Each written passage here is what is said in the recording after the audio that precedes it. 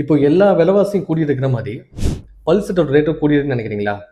அப்படிலாம் இல்லைங்க. வாங்க பார்க்கலாம். என் பேர் டாக்டர் சி விஜயராஜ், விஜயா பல் மருத்துவமனை. ஒரு பல்செட் எதுக்காக கட்டுறோம்னா 3 விஷயத்துக்காக தான்.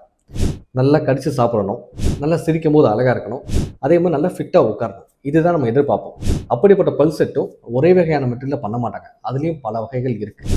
ஒரு பல்செட்டுன்னு எடுத்துட்டிங்கன்னா அதில் பிளேட்டு தனியாகவும் பல்ல தனியாகவும் பிரிச்சுங்க. டென்ச்சர்னு சொல்லுவாங்க, டீத்ஸ்ன்னு சொல்லுவாங்க.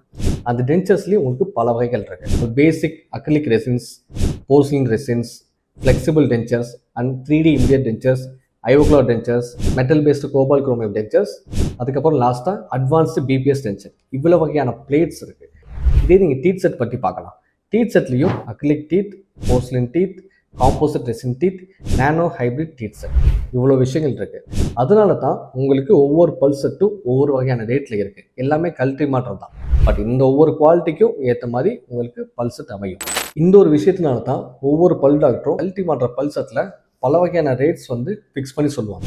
இதில் உங்களுக்கு எந்த வகையான பல் செட் வேணுன்றதை நீங்கள் டாக்டரை கன்சல்ட் பண்ணி ரேட் பேஸ் பண்ணி போகாமல் குவாலிட்டி பேஸ் பண்ணி போனீங்கன்னா உங்களுக்கு அது ஒரு லாங் டேர்முக்கு நல்லா கடிச்சு சாப்பிட யூஸ்ஃபுல்லாக இருக்கும்.